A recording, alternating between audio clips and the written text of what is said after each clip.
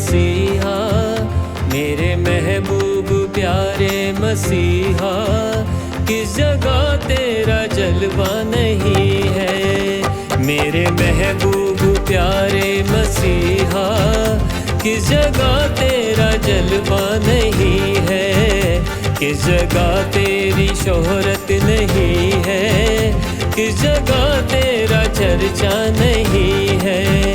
मेरे महबूब प्यारे मसीहा, किस जगह तेरा जलवा नहीं है। लोग पीते हैं और गिर जाते हैं, मैं तो पीता हूँ गिरता नहीं हूँ। लोग पीते हैं और गिर जाते हैं, मैं तो पीता हूँ गिरता नहीं हूँ। मैं तो पीता हूँ दर से मसीह के, मैं तो पीता हूँ दर से मसीह के। ये अंगूरों का शीरा नहीं है। मेरे महबूब प्यारे मसीहा, किस जगह तेरा जलवा नहीं है।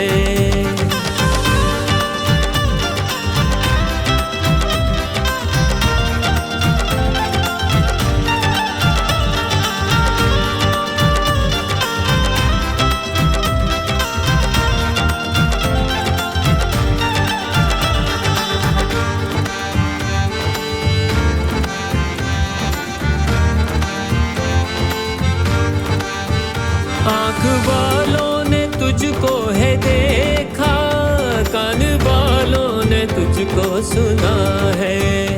आँख वालों ने तुझको है देखा, कान वालों ने तुझको सुना है।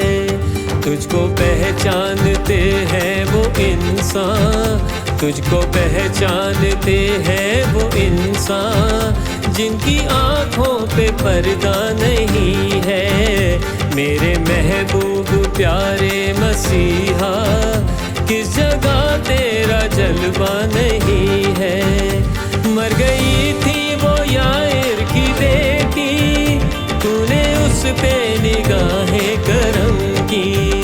मर गई थी वो यायर की बेटी, तूने उस पे निगाहें करम की।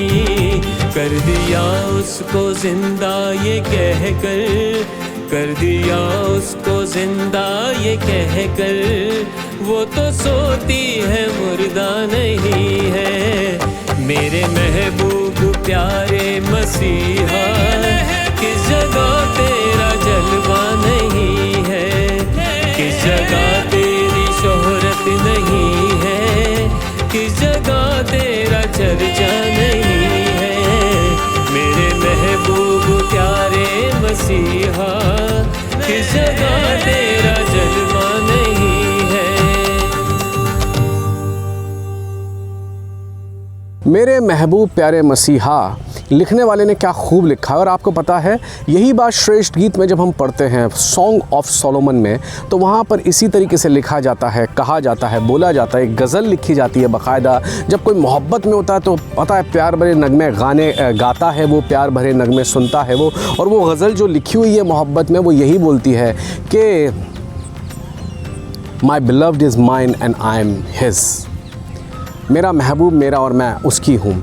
आपको पता है। और एक जगह जब हम ये जब हम श्रेष्ठ गीत यानी सॉन्ग ऑफ सोलोमन के 6 से 3 में पढ़ते हैं, तो वहाँ पर वो ये बात बोलते हैं। और ठीक उस बात को हम समझें कि किस तरीके से हम यीशु मसीह के लिए अंगीकार कर रहे हैं कि वो हमारे महबूब हैं, वो हमारे बिलव्ड हैं, वो मेरे क्या हैं, वो मेरे अज़ीज़ हैं। और आपको पता है, वहीं जब हम श्रेष्ठ गीत यानी सॉन्ग ऑफ सोलोमन को जब हम 2 के 3 में पढ़ेंगे, तो 2 सेकंड चैप्टर 3rd वर्स में वो कहता है कि जंगल में जैसे सारे पेड़ उनके बीच में ऐसे सेब का पेड़ होता है, वैसे ही मेरा महबूब, वैसे ही मेरा प्रिय, मेरा अजीज, माय बिलव्ड, मेरा महबूब बाकी सबके बीच में है।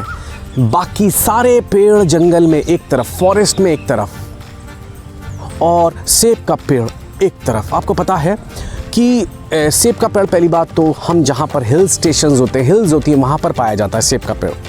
और इंडिया में आप देख सकते हैं कि कश्मीर में, शिमला में और ऐसी जगहों पे जहाँ पहाड़ हैं, है ना, हिल्स हैं, वहाँ पर हम देख सकते हैं सेब का पेड़ मिलता है।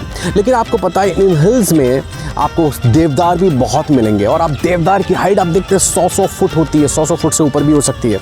पर सेब का पेड़ जो है वो बहुत लंबा नहीं होता, सेब का पेड़ बहुत ज़्यादा फैला हुआ भी नहीं होता, उससे बहुत ज़्यादा बड़े और लंबे चौड़े पेड़ आपको हिल स्टेशंस में मिलेंगे। पर देवदार के वो वहाँ पर श्रेष्ठ गीत में सॉन्ग ऑफ सोलोमन में कह रहा है कि जैसे कि उस फॉरेस्ट में, उस वन में, उस मैं इसे जंगल नहीं बोलूँगा, जंगल तो मरुभूमि को बोलते हैं, पर हम इस ज़बान में समझ पाएंगे तो मेरे को जंगल बोलना पड़ेगा, कि जैसे दूसरे पेड़ होते हैं रेन फॉरेस्ट में, पर उन सब के बीच में जैसे सेब का पेड़ होता है, मान लीजिए कितने बड़े होते हैं देवदार के पेड़, वो कह रहा है इन सब के बीच में भी जैसे सेब का पेड़ है, वैसे ही मेरा प्रिय, वैसे ही मेरा महबूब बाकी सबके बीच में है। सारे संत को, सारे बुद्धिमानों को, सारे फिलॉसफर को आसमान में देखें तो सारे स्वर्गदूत, सारे फरिश्तों को के बीच में यीशु मसीह की अनॉइंटिंग, यीशु मसीह का अभिषेक उन सबसे ज़्यादा किया गया है हर्ष रूपी तेल से। यानी वो स्वर्गदूतों, फरिश्तों से भी बहुत उत्तम और बहुत बड़े हैं। हालेलुया। वो जिब्राइल से और मिकाएल से, सेराफिम से, ये जितने भी अलग अलग कैटेगरी, अलग अलग स्वर्गदूत, फरिश्ते, उन सबसे बढ़कर है। स्वर्गदूत यानी स्वर्ग में जो पेड़ पाए जाते हैं, बड़े बड़े फरिश्ते, उनसे बढ़कर मसा, उनसे बढ़कर अभिषेक यीशु जी का हुआ है। ज़मीन पे आप देख लीजिए पुराने नियम के जितने संत पाए जाते हैं, चाहे वो नूहा है या एलिया है या अब्राहम है या दानियल है या मूसा है,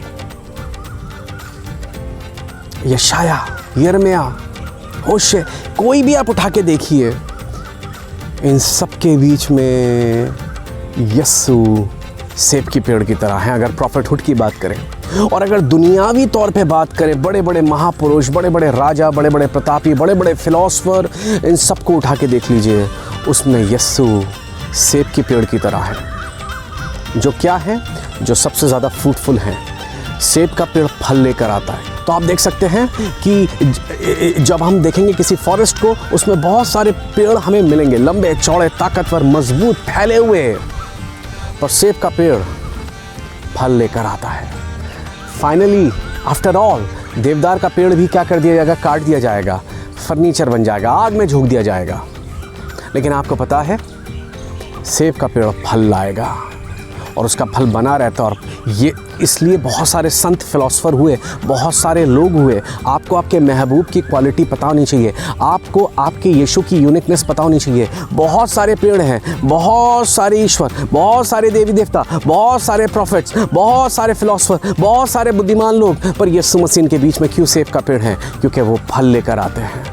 सेब का पेड़ फल लेकर आता है, प्रोडक्टिव फ्रूट लेकर आता है, जहाँ पर फॉरगिवनेस का फ्रूट, आपको क्षमा का फल, जहाँ पर आपको उद्धार का, सैल्वेशन का फल मिलता है, जहाँ पर आपको एक नई ज़िंदगी का फल मिलता है, जहाँ पर आपको डिलीवरेंस, छुटकारे, चंगाई और शिफा का फल मिलता है। इसलिए आपका महबूब सब पेड़ों में एक सेब की पेड़ की तरह है। इसलिए अपने महबूब के लिए शुक्रगुजार रहें। अपने महबूब के लिए बोलिए कि आप यीशु मसीह को क्यों मानते हैं। बताएं कि वो सब पेड़ों में अकेला एक सेब के पेड़ की तरह है।